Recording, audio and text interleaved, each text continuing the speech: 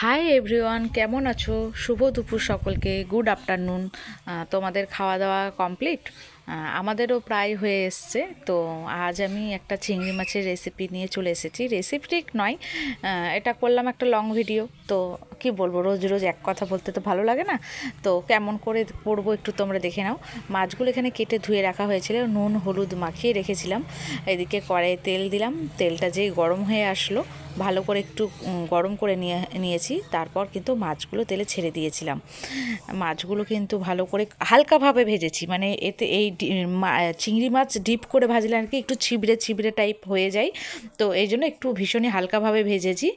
তো তোমরা দেখো কেমন করে ভেজেছি, তোমাদের পুরো ভিডিওটাই তুলে ধরার চেষ্টা করছি। এরকম করে ভেজেছিলাম। তো চিংড়ি মাছ আমার তো ভীষণ ভালো লাগে, তোমাদের কার কীরকম লাগে একটু বলবে।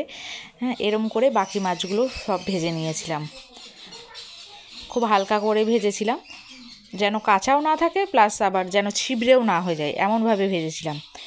এরপর মাছগুলো ভাজা যখন হয়ে যায়, কড়াইয়ের তেল শুদ্ধ, যেই মাছগুলো তেলে ভেজেছিলাম সেই তেলটা শুদ্ধ কিন্তু আমরা মাছের মধ্যে ঢেলে নিয়েছিলাম, কারণ এতে কিন্তু টেস্ট আনে অনেকটা ভালো। তারপর আবার তেল দিয়ে জিরে ফোড়ন দিয়ে আলুগুলো ছেড়ে দিয়েছিলাম।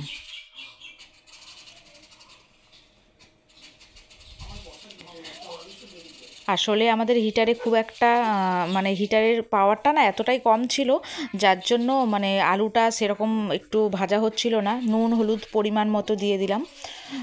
তো দেখতেই পাচ্ছ আমাদের একটা বেশি পাওয়ারের ব্যবহার করতো, কিন্তু ওটা কেটে যাওয়ার জন্য একটু মানে এটা 1500 ভোল্টের বোধ হয়। এরপর আমি কিন্তু পেঁয়াজ কুচি দিয়ে দিয়েছিলাম,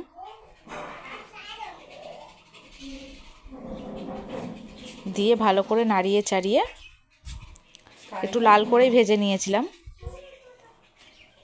এর মধ্যে আমি কিন্তু মশলা রেডি করব। দেখো এখানে এটা কিন্তু নিচেরটা ছিল রসুন বাটা, তারপর কিন্তু 2 চামচ মতো আদা বাটা দিয়ে দিয়েছিল, জিরে গুঁড়ো দিয়েছিল, ধনে গুঁড়ো দিয়েছিল মা, আর এদিকে শুকনো লঙ্কা গুঁড়ো দিয়েছিল। দিয়ে এটা মশলা একটু জল দিয়ে ভালো করে নাড়িয়ে চাড়িয়ে এই আলু আর পেঁয়াজ ভাজার মধ্যে মশলাটা দিয়ে দিয়েছিল।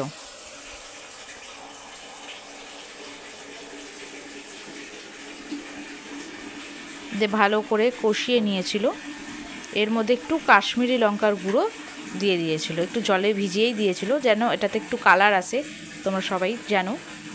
কিন্তু ভালো করে কষিয়ে যখন তেল ছেড়ে যায় তখন কিন্তু উষ্ণ গরম জল দিয়ে দিয়েছিল। আমাদের কাঁচা জলটা এখানে ব্যবহার করেই না, আমাদের প্রত্যেকটা ইয়েতে আমাদের একটু গরম জলটাই দেয়, কারণ এতে টেস্ট আনে খুব ভালো। এরপর জলটা যেই ফুটে যাওয়ার পর কিন্তু মাছগুলো ছেড়ে দেওয়া হয়েছিল। মাছগুলো ছেড়ে দেওয়ার পর ভালো করে ফুটিয়ে নেওয়া হয়েছিল। ফুটিয়ে নেওয়ার পর দেখো তোমরা দেখতেই পাবে, ফুটিয়ে নেওয়ার পর এর মধ্যে কিন্তু একটু গরম মশলা গুঁড়ো দিয়েছিলাম। দেখো গরম মশলার গুঁড়ো, একটু জিরে গুঁড়ো দিয়ে আমরা নামিয়ে নিয়েছিলাম। জিরে গুঁড়োটা কিন্তু এমনি কাঁচা জিরে গুঁড়ো ছিল না, এটা নামানোর আগের মুহূর্তে যেই জিরে গুঁড়োটা দিই সেটা কিন্তু হালকা ভেজে আমরা সেই জিরে গুঁড়োটাই ব্যবহার করি, মানে যেটা নামানোর আগের মুহূর্তে দিই। এতে কিন্তু দারুণ টেস্ট আনে, অসাধারণ হয়েছিল খেতে। তোমরাও এরকম করে ট্রাই করবে। জানি যদি এটা এদের একটা ঘরোয়া রেসিপি, এটার মধ্যে স্পেশাল কিছুই নেই, কিন্তু খেতে কিন্তু দারুণ হয়েছিল। কেমন লাগলো অবশ্যই জানাবে। আর